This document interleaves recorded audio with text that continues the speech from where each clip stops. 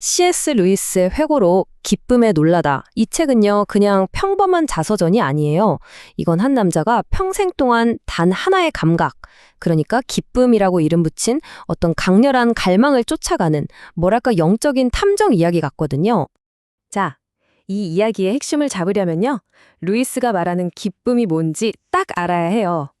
이건 우리가 흔히 생각하는 행복이나 즐거움, 이런 게 전혀 아닙니다. 오히려 그 반대에 가깝죠. 기쁨은 채워질 수 없는 강렬한 갈망, 그 자체예요. 그러니까 역설적이죠. 뭔가를 미치도록 원하는 바로 그 순간이 막상 그걸 손에 넣었을 때보다 더 달콤한 경험이라니. 이게 바로 루이스가 평생 찾아 헤맨 그 기쁨인 겁니다. 루이스 본인 입으로 이렇게 말할 정도였으니까요. 내 삶의 중심 이야기는 바로 이것에 관한 것이다. 그러니까 이 기쁨을 찾아다니는 게 그의 인생 그 자체였던 거예요. 특히 그의 어린 시절을 움직인 가장 중요한 힘이 바로 이 설명하기 힘든 갈망이었죠. 자, 그럼 첫 번째 장으로 들어가 볼까요? 상상력이 풍부했던 어린 시절. 여기서 책과 형제, 그리고 바로 그 기쁨의 첫 실마리가 등장합니다. 루이스는 정말 상반된 두 세계를 물려받았어요. 아버지 쪽은 어땠냐면 아주 감정적이고 열정적인 웨이스 혈통이었고요. 반면에 어머니 쪽은 굉장히 차분하고 이성적인 기질이었죠. 근데 루이스는 어머니의 그 평온함을 더 좋게 생각했어요. 그래서인지 평생 동안 감정을 막 드러내는 걸 좀 불편하고 위험하다고까지 생각하게 됩니다. 루이스는 자기 어린 시절을 평범하고 산문적인 행복의 시대였다, 이렇게 표현하는데요. 이 행복의 기둥이 4개 있었던 셈이죠. 첫째는 정말 친절했던 유모, 둘째는 든든한 동맹이었던 형, 그리고 셋째는 둘이서 같이 상상으로 만들어낸 동물나라라는 세계, 마지막으로 어떤 책이든 마음껏 읽을 수 있었던 집안의 서재, 바로 이런 것들이었죠. 그런데 이렇게 평범하게 행복한 시간 속에서 정말 갑자기 이상한 순간들이 3번 찾아와요. 첫 번째는 형이 만든 장난감 정원을 보고 느꼈던 뭐랄까 천국 같은 환희. 두 번째는 책을 읽다가 가을이라는 단어 하나에 갑자기 사무치는 그리움을 느낀 거고요. 그리고 세 번째는 북유럽 신화의 한 구절에서 훅 하고 덮쳐온 아득하고 시린 갈망. 바로 이게 그가 평생을 쫓게 될 기쁨의 첫 등장이었습니다. 이제 두 번째 장입니다. 위대한 대륙이 가라앉다. 네, 행복했던 유년기는 어머니의 죽음과 함께 너무나 갑작스럽게 끝나버립니다. 1908년 루이스가 겨우 9살이었을 때였어요. 어머니가 암으로 돌아가셨습니다.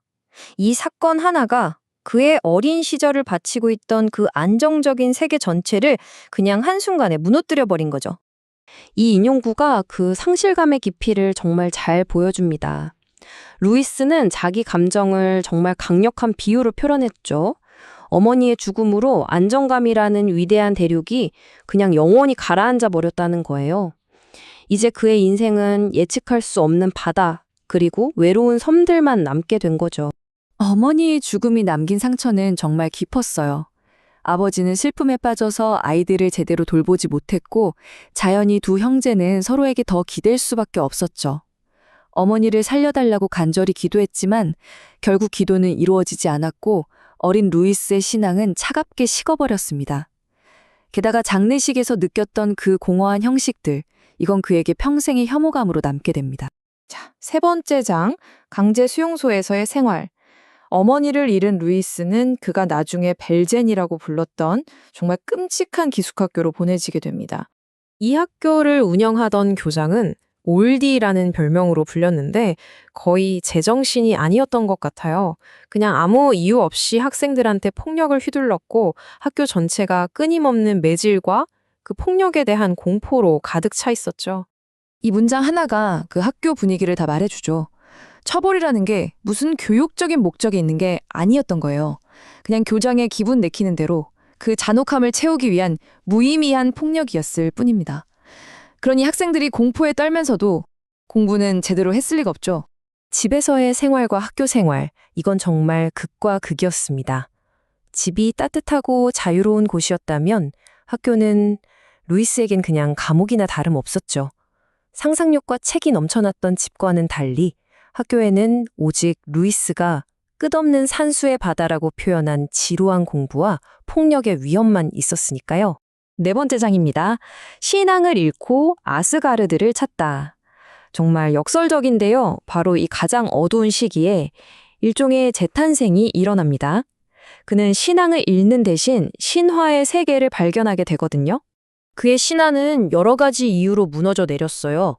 우선 학교 사감이 빠져있던 신비주의 같은 게 그의 믿음을 흔들었고요. 또 기도할 때마다 완벽하게 해야 한다는 압박감이 그를 너무 힘들게 했죠.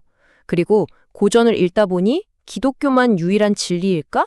하는 의심이 들기 시작했고 결국엔 이 우주 자체가 뭔가 잘못된 시스템이다 라는 비관적인 생각에까지 이르게 된 겁니다.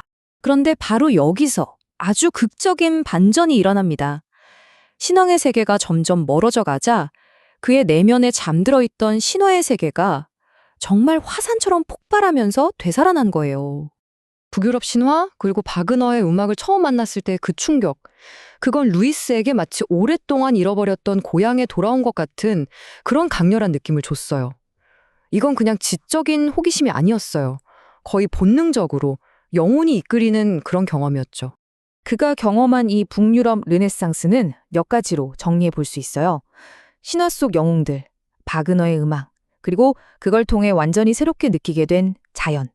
이 모든 게 하나로 합쳐지면서 어린 시절에 느꼈다가 잊고 지냈던 그 강렬한 갈망, 바로 기쁨을 다시 일깨운 겁니다.